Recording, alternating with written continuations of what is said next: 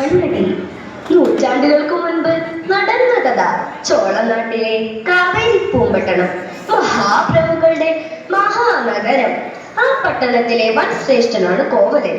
ആ യുവാവ് മഹാധനികൻ മാത്രമല്ല, ദേവരൂപനാണവൻ, കാമകോമളൻ. തേരിറങ്ങി വന്നൊരിന്ദ്ര പുണ്യനാണവൻ. ഏവരും പുകഴ്ന്നു പാടും ആവണീശ്വരൻ. സർവസദ്ഗുണങ്ങളും തികഞ്ഞ കോവലൻ. ദേവരൂപനാണവൻ, കാമകോമളൻ. തേരിറങ്ങി വന്നൊരിന്ദ്ര പുണ്യനാണവൻ.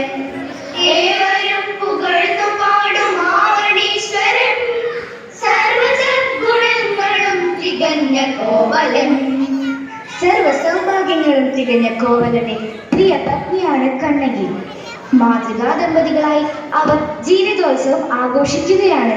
സുന്ദരിയും സുശീലയുമായ കണ്ണകിയെ ആണ്ടവൻ കോവിലിൽ വെച്ച് ആദ്യമായി കണ്ടുമുട്ടിയ ആ അസുലഭ നിമിഷത്തെ അവൻ ഇടയ്ക്കിടെ ഇവിടെ ഓർമ്മിപ്പിക്കും.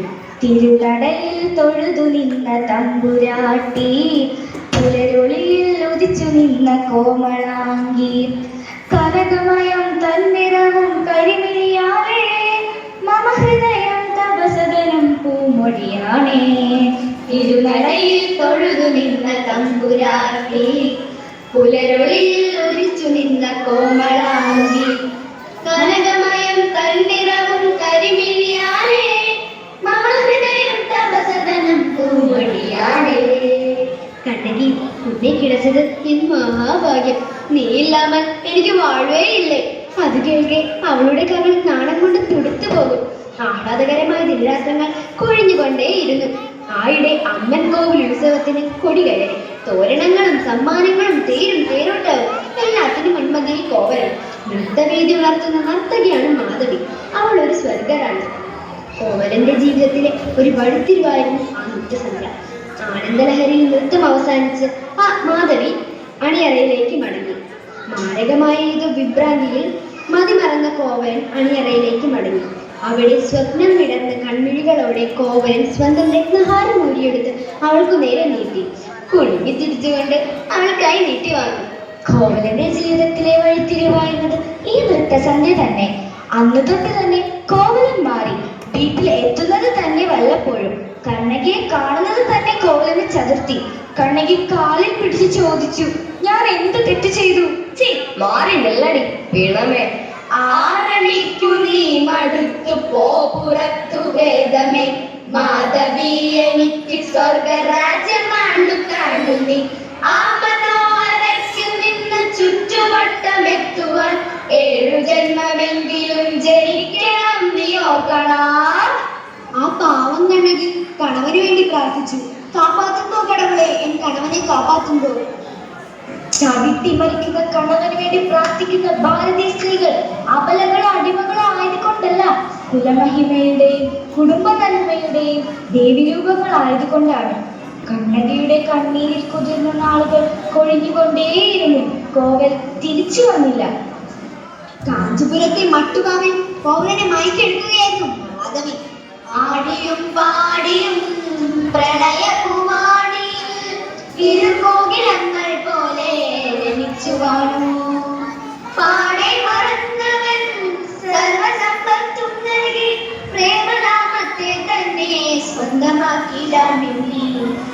മാധവിയുടെ മായാവലയത്തിൽ കുടുങ്ങിയ കോവലൻ അവൻ ആഗ്രഹിച്ചതെല്ലാം ആ കാൽക്കീഴിൽ സമർപ്പിച്ചു. ആ നൃത്തകാരിയുടെ കടക്കണ്ണിൽ കൂടി ഒരു കളിപ്പാവയെ പോലെ കോവലൻ കുടുങ്ങിക്കിടന്നു. എല്ലാം കിട്ടിക്കഴിഞ്ഞപ്പോൾ മാധവിയുടെ മട്ടുമാറി. കോവലനെ കണ്ട മദ്യപന്മാർക്ക് കയറുന്നതിനുള്ള സത്രമല്ലിത്, കടന്നുപോ. മാധവി ഇടറി. അയ്യോ മാധവി, ഇത് നീ തന്നെയോ എന്ന് കോവലൻ. അതെ, കടന്നുപോ. അവൾ വാതിലുകൾ കൊട്ടിയടച്ച് സർവ്വസമ്പാദ്യങ്ങൾ നഷ്ടപ്പെട്ട് ഹതഭാഗ്യ തിരിഞ്ഞ് മെല്ലെ നടന്നു. ആ പാതിരാവിൽ കൊളുത്തിവെച്ച കൽവിളക്കിനു മുന്നിൽ കലങ്ങിയ കണ്ണുമായി വിതുമ്പുകയായിരുന്നു കണ്ണകി. പെട്ടെന്ന് പുറത്തൊരു കാഴ്ച. യാതത് യാതത്?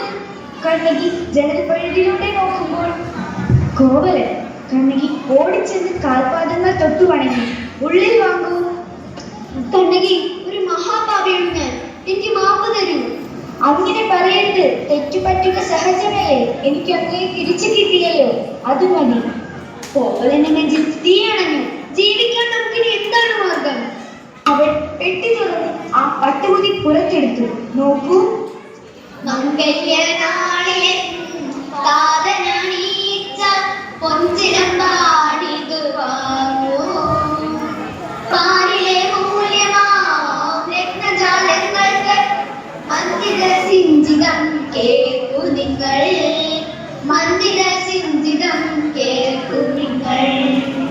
അങ്ങ് എന്തിനു വിഷമിക്കുന്നു? എനിക്ക് അച്ഛൻ തന്ന ഈ പൊൻചിലമ്പ് ഒരെണ്ണം വിറ്റാൽ നമുക്ക് ഏറെ കാലം ജീവിക്കാം.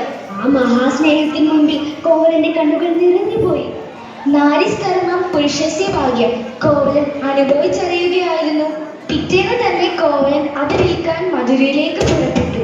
നഗരത്തിലെ പേരു കേട്ട രത്നവ്യാപാരിയുടെ അടുത്ത് കുടവയറും കുറുക്കൻ കണ്ണുമുള്ള തട്ടാൻ ചിലമ്പ് തിരിച്ചും മറിച്ചും നോക്കി. ഉക്കാറുങ്കോ ഉക്കാറുങ്കോ. തട്ടാൻ ചിലമ്പുമായി അകത്തേക്ക് പോയി. നേരം അധികം കഴിഞ്ഞില്ല. ഒരു കുതിരവണ്ടി കടയുടെ മുന്നിൽ വന്നു നിന്നു. കുറെ രാജഭടന്മാർ ഇറങ്ങി വന്നു. കോവലനെ വണ്ടിയിലേക്ക് വലിച്ചിഴച്ചു. തമ്പ്രാട്ടിയുടെ ചിലമ്പ് കട്ടെടുത്തോ? പെരും കള്ളാൻ. തട്ടാൻ മെല്ലെ ചിരിച്ചു. കള്ളനെ പിടിച്ചു കൊടുത്തതിൽ സമ്മാനം വേറെ. രാജഭടന്മാർ കള്ളനെയും കൊണ്ട് കൊട്ടാരത്തിലേക്ക് ഓടി. ആ വാർത്ത കാട്ടുതീയായി മന്നൻ ചിലമ്പ് പൊക്കിപ്പിടിച്ച് ആജ്ഞാപിച്ചു. തലകെട്ടിയെറിയുവിൻ തെരുവിലീ കള്ളനെ. ഇനിമേൽ ഇതുപോൽ കവർച്ചയുണ്ടാകുക. ഇരുപാടം പാണ്ഡ്യ മന്നന്റെ ശാസനം. കരുതി മരുവിടണം മധുരയ്ക്ക് മാതൃക. ഇത് കേട്ട് ഒന്ന് കരയാൻ തുടങ്ങും മുമ്പ് കോവലന്റെ തല തെറിച്ചു വീണു. ചുടുരക്തം ചീറ്റി ഒഴുകി. ഇത് കേട്ട കണ്ണകി അഴിഞ്ഞു വീണ മുടിയോടെ കൊട്ടാരത്തിലേക്ക് ഓടി. പ്രിയതമന്റെ ചുടുചോര തൊട്ട് ഒരു കുറി ചാർത്തി. സിംഹാസനത്തിൽ ഇരിക്കുന്ന മന്നനെ തുറിച്ചു നോക്കിക്കൊണ്ടലറി. അധികാരമത്തനായ അലറുന്ന മന്നവ, അപരാധിയോ എന്റെ കണവൻ. തലവെട്ടി നീക്കിയതൊരു ദ്രവ്യ സാക്ഷി. അറിയാത്ത പൊരുളറിഞ്ഞോളൂ, അറിയാത്ത പൊരുളറിഞ്ഞോളൂ. ധിക്കാരം പുലമ്പുന്നോ? ഇവിടത്തെ പ്രിയതമയുടെ ചിലമ്പ് കെട്ട നിന്റെ പ്രിയതമൻ അപരാധിയല്ലേ? പിന്നിൽ നിന്ന് കണ്ണകി ചിലമ്പെടുത്ത്, ഹേ മന്നവ, നോക്കൂ, നിങ്ങൾ പിടിച്ചു വാങ്ങിയ നിങ്ങളുടെ തമ്പുരാട്ടിയുടെ ചിലമ്പിനുള്ളിൽ എന്താണ് ഉള്ളത്? മുത്ത്, 3 നാഴി മുത്തുകൾ. എന്റെ ചിലമ്പിൽ രത്നങ്ങളാണ്. കണ്ണകി ചിലമ്പ് വലിച്ചെറിഞ്ഞു. സഭാമണ്ഡലത്തിലേക്ക് 4 പാടും രത്നങ്ങൾ ചിതറി. തമ്പുരാൻ നടുങ്ങി. കാണികൾ കിടിലം കൊണ്ടു. പ്രതികാര ദുർഗയായ കണ്ണകി ഭീകരർച്ചയോടെ തന്റെ വനത്തെ മുല്ല പറിച്ചെറിഞ്ഞ് കൊണ്ടലറി. ഹേ സർവം പിഴച്ച മന്നവ, നിന്റെ സർവം എന്ന് ചാമ്പലാവട്ടെ. കണ്ണകി തകർന്നു വീണ് പെട്ടെന്ന് കൊടുങ്കാറ്റുയർന്നു. കാറ്റിൽ അഗ്നിജ്വാലകൾ പടർന്ന് കൊട്ടാരവും മധുരാപുരിയും എല്ലാം വെന്ത് ചാമ്പലായി. ധർമ്മം പിഴച്ച ഭരണാധികൾക്ക് അധർമ്മം തന്നെ അന്തരമാണ്. പെണ്ണിന്റെ കണ്ണീരഗ്നിയാൽ കത്തിച്ചാമ്പലാകും ഏത് ഭരണാധികളും. നീതിയുടെ തീയിൽ ജ്വലിച്ച കണ്ണകി നാമം കാലം കടന്നാലും മായാത്ത സത്യം. അന്യായത്തിന് മുന്നിൽ ചുരുങ്ങാത്ത ശബ്ദം. സ്ത്രീ ശക്തിയുടെ അമര കഥ. കണ്ണകിയുടെ കഥയിതാ കേൾക്കൂ, കണ്ണകിയുടെ കഥയിതാ കേൾക്കൂ. നീതിയുടെ ശബ്ദമിതാ ഓർക്കൂ, നീതിയുടെ ശബ്ദമിതാ ഓർക്കൂ. അന്യായത്തെ ജയിച്ച ധൈര്യം